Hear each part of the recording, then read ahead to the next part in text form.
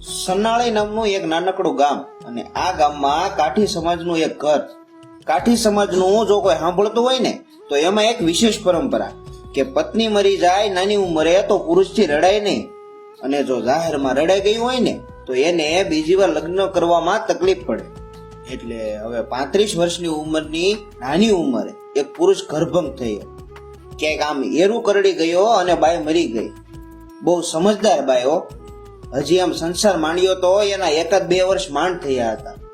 એનો ધણી હતો એ ઘોડી લઈને ગામતરે ગયેલો, બારગામ ગયેલો, અને તે પાછો આવે ને ત્યાં 4-5 વડીલોએ જુવાનિયાઓને મોકલી દીધેલા કે તમે જાઓ ગામને પાદર, ઊભા રહેજો, અને પેલો જુવાન પાછો આવે તો જરાક ઢીલો ન પડે, એ રોવે નહીં, એનું ધ્યાન રાખજો, કારણ કે આપણે બીજી વાર એના લગ્ન કરવાના છે.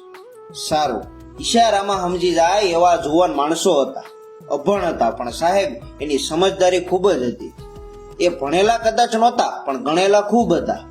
પછી તો એમ કહેવાય કે આ 4 જુવાનિયા ઊભા રહ્યા ગામના પાદરમાં.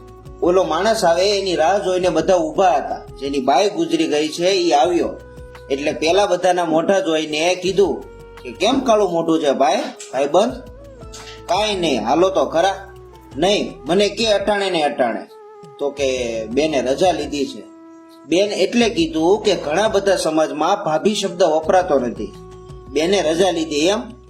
એટલું કીધું ઈ ભેગો તો એ ઘોડામાંથી હેઠો ઢગલો થઈ ગયો. આ માણસે કીધું તો કે હે? તો કે હા. અરે પણ કેમ? આમ જો ભાઈબંધ, માતાજીના હા હો, તારે રોવાનું નથી.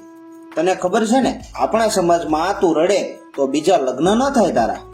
અને અમારે તને હજી અરે અરે અરે ક્યાં તું વાત કરે છે? અરે પણ મોટા ભાઈએ કીધું છે, બાપુજીએ કીધું છે, એટલે અમે અહીંયા ઊભા છીએ. આપણે રોવાનું થતું નથી. આપણે આમ જો હિંમત રાખજે હો ભાઈ, તું કાઠીનો દીકરો છો. ઈ ભેગો આ પુરુષે જે જવાબ આપ્યો ને એ ખાસ સાંભળજો કે 2 વર્ષ હજી લગ્નને થયા છે, એટલે બીજા લગ્નની વાત તો દૂર છે. તને એક વાત કહું દોસ્તા, અને એણે જે રોતા રોતા વાત કરીને એ ખાસ સાંભળવા જેવી કે અમારે 2 જણાને એવો વ્યવહાર હતો.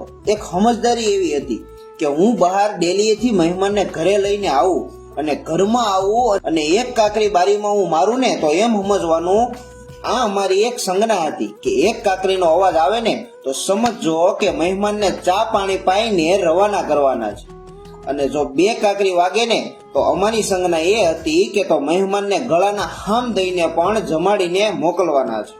તો કે હા, તો કે મારી ઘરે 2 વર્ષમાં એક કાકરી વાળો મહેમાન આવ્યો જ નથી, અને પોતાના ઘરેણા વેચીને પણ આ બાઈએ ભલા માણસ એકે મહેમાનને આમનામ જવા નથી દીધો. હવે બીજા લગ્ન તો આમાં કેમ થાય? તો આ જગતની સ્ત્રીઓ બહેનો મારા માટે માં અને બેન સમાન છે. તો આ સંસ્કારો હતા આપણા, અને એના બદલે હવે તો આપણે ઘરે કોઈ મહેમાન આવ્યું હોય તો કે હાલો હોટલમાં જશું, મહેમાનને તો સીધા હોટલમાં લઈ જાય. શું આ સંસ્કાર હોય? ના હોય. વિડીયો પસંદ આવ્યો હોય તો વિડીયોને લાઈક અને વધુમાં વધુ શેર કરો તથા મારા ફેસબુક પેજને ફોલો કરો. ધન્યવાદ.